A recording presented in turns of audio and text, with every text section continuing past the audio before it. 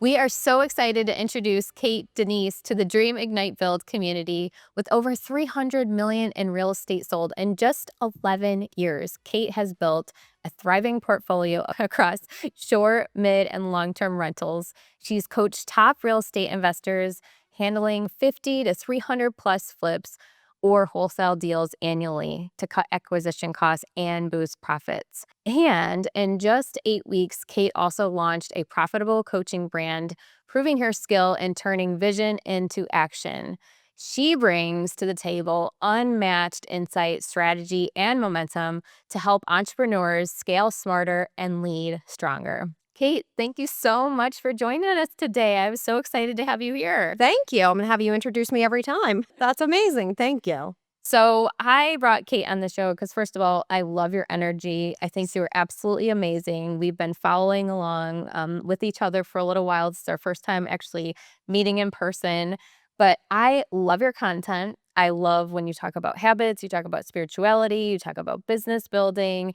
You have so much that you bring to the table, and you are just a wealth of knowledge with so many different things. So I'm honored to have you here. Thank you. Thank you for having me. I'm excited. So you've sold over 300 million in real estate. Like, that is just absolutely phenomenal. Let's talk about what that looks like in terms of mindset shifts and basically how you reframe those daily habits. Like, what goes into that whole process, and how would you describe that to somebody that's in the midst of scaling, in the midst of growth? We don't have to apply this specifically to real estate, but for someone that is like in the scaling phase and they're recognizing that they're reaching higher and higher levels of success, what does that look like? Yeah, great question. Lots of imposter syndrome for sure that you have to break through. I think I still deal with that through every level. I think people deal with it. But some of the habits that helped me were my morning routine, and I've adjusted this since, but essentially, like if I can gain 5 to 15 to 30 minutes a day in the morning before I do anything else, it's an absolute game changer. And I sort of like prime my mind. So I'm like envisioning my goals and where my ultimate end goal is. And I'm free associate or like I'm journaling. I think the morning routine is very important. And I think that's been the biggest thing that I can say to help others. Morning routine is that's such a huge part for me as well. And just recognizing what you need when you need it in the morning and setting the day with intention. And I think what we realize is that we have so much more control than we think we do.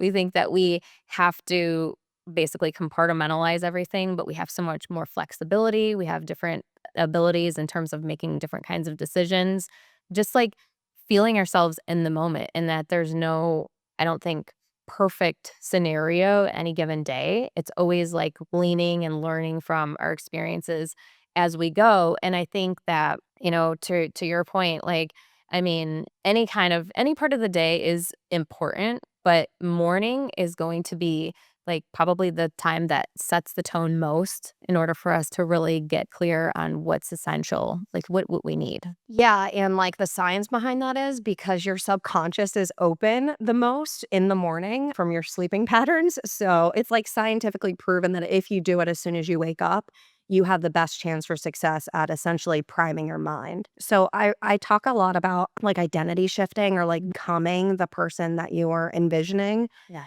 And I think that's a really big part as well that you can incorporate in your morning routine. For sure. And I know that we could literally talk about morning routine probably for an entire day, but there's so much else that I want to cover today. So I definitely want to talk about your 8-week coaching program. How long have you been doing that now? How long have you been coaching for? And then also, I want to really dig into like the ins and outs of what that looks like. Yeah, so I have to say the reason that I built my real estate career was so I could learn the business aspect, so I had something to teach, because ultimately my end goal was always to essentially be a coach or a teacher. So I have been coaching for the last like 3 or 4 years roughly, and now I've launched a new offer where I'm helping other people launch their purposeful coaching program. So Very cool. yeah, out of the real estate can be very transactional and sort of like money driven, and now I'm like more in my purpose of helping others build their purpose. And based on what I've heard that you've shared in your content, it's so much about the relationships and the cohesiveness of the people that you interact with. And I really truly feel like that is where everything's going. Because I think that there was a time in coaching where it was very transactional and people were buying into programs, whether it was digital products. And it's like, how can we scale and grow from more of a disconnected standpoint? Whereas now, as what I'm seeing is as we're moving into this new space, like this new time, I really feel the pull to be more connected, and more connected in a way not just like from a social perspective where, we have social interactions, but like actually in person Yeah. or like face to face. Like people want deeper and more meaningful conversations, not just like I want to opt in to somebody's program and listen to them speak. Like I want that person. I want to pull into like I want to really know them. I want them to know me. Yeah, I think we're all like thriving for community, especially over the last couple of years. I think we isolated a lot. And yeah, I mean, I also am constantly thriving for community. Like, where are my people that I like and want to be around, essentially? Yeah. So, yes, I agree. I feel that so much too. And it feels good, right? When we are in community, when people get us, we get them. We have that influence where they can help us rise, we can help them rise. Yeah. And it's just I think the whole concept of masterminding is becoming so much more profound. So many more people know what masterminding is and understanding that concept, and I just love the idea of bringing, like I said, all of those like-minded individuals together Yeah. and finding those connections where we can all be on the same page to some extent, because we all want to grow. Yeah. We all want to, in our own way, have the opportunity to glean from each other. And even if we're not doing the same exact thing, there's always so much to learn. Absolutely. I mean, you are who you surround yourself with. So if you get in the right rooms with the right people and make the right relationships, you can become those people, right? So, yeah, I mean, I help grow. All of my businesses have always been organic. I've never paid for leads actually. Yeah. And so that's what I teach in the coaching as well. So how to grow organically through relationship building. And to your point, I can't wait to have an in-person event. Yeah. I'm a part of a lot of others, but to bring the people that are in my, like, sphere together, I'm very excited for. So that's the future for sure. So what would be an example of that? Would you be able to provide us one of your little tips just in terms of organic growth? And, say there's somebody listening in and they feel stuck and they don't feel like the leads are coming in and they're frustrated and they feel like they're doing all of the things. What would be something that you would recommend for them? So first, absolutely get a CRM, even if it's a free version or something. Like, just get the cheapest CRM possible, client relationship management site, and get help with figuring out who you need to follow up with. But essentially, you just need to follow up with your sphere. So if you want to make a list of like 45 people that you know, like, and trust already, and then don't call them to sell them something, but call them to ask how they're doing and how their business is or how their family is. And then from that, organically, it's going to come up like, "Hey, Genesis, like, what are you doing now? What's your offer now? Oh my God, I know somebody at the gym that would be perfect for that. Let me refer you." So that's my immediate go-to. Get a CRM and have at least 45 people and follow up with them every 45 days, whether you're touching them in some way. Just like gaining mind share within people is extremely important. For sure. And I do think that it requires us to take maybe one step further, whether it's through a DM. I believe in the CRM 100%. Like I'm all about the CRM too. But what I've also noticed is that I'm typically taking one extra step. Even like for my coaching programs, I'm adding a few more touch points because again, as we were talking about with the connection, I feel like people they want to be sure. They want that trust factor to be there. They want to know you care. They want to know you're leaning into them, you're pouring into them. And even like for myself, there are coaches, 8-figure coaches that have direct messaged me or left me like a voice message and stuff. That is so powerful. If you are receiving those from people and you are communicating in that way, take them taking the time out of their day to be able to reach out. And I think for us as well, I just feel like that goes such a long way. And not that we're going to have time to do that with endless amounts of people, but being really choosy and specific about who we are engaging with and vetting those people that are going to be a good fit and helping them to better understand like what is it that that we do as coaches and how can we best serve them. I feel like you and I are on the same page with so much of that. Yeah, I call it my VIP list, and over the years that I've been in business, my list is absolutely more than 45 people. So I need the CRM to help keep track of who the heck I talk to every day. But yeah, so I call it the VIP list. And so, like, who do you know that would be either a great fit for your program or that knows, likes, and trusts you already that could refer you? So, yeah, I think staying in contact with those people and continuing to build those relationships is gold. Yep, absolutely. 100%. So, Kate, you talk a lot about reverse engineering numbers. This is a much sought after topic, and I would love to bring that up today. So, could you give us an example of what that could look like? Yeah, so essentially, I think the best and easiest way is to take your ultimate goal. So let's just say you want to make $1 million for the year, and then you just reverse engineer it all the way down to like this month, what do I need to do? So if you decide how many leads you need to get into how many appointments you need to get based off of your conversion ratio into how many appointments actually sign, then you get to your ultimate goal of $1 million. Your ideal number. Yeah. So I think it's really important that if you are able to reverse engineer that goal, then you understand exactly what you have to do every day. And then it takes the guessing work out of it. And with clarity comes power. So, like, how do I get to $1 million? That seems so like overwhelming. But when you break it down, it's like, oh, I just need one appointment a week or whatever your conversions are. And it's like, oh, that's easy. Doable, right? Yeah. Sure, like, now my brain starts thinking, like, "Okay, where am I going to get 1 appointment a week?" Because based off of my conversion ratios, that turns into a closed deal, which turns into money, revenue each month, which turns into your goal for the end of the year.